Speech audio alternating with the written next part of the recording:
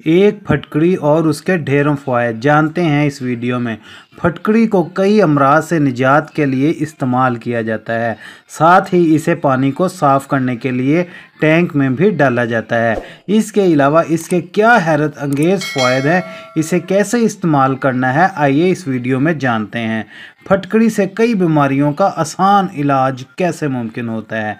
3 से 4 कप पानी में 1 चुटकी पिसी हुई फटकड़ी शामिल करके इस पानी से अगर कुल्लियाँ की जाएं तो मुंह का अल्सर ख़त्म हो जाता है और दाने छाले ज़ख़म भी सूख जाते हैं।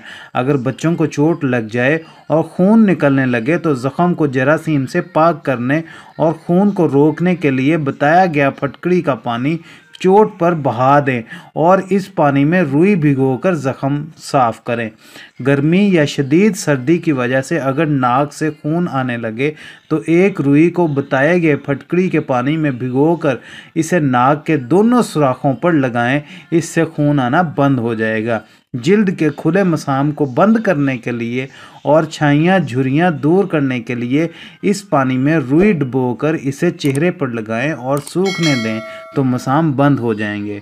अगर ज़्यादा पसीना आता है और परेशानी का सबब बनता है तो आप इस पानी को बगलों में लगाएं और इस पानी को पूरे जिस्म पर किसी कपड़े की मदद से लगाएं तो पसीना कम आएगा।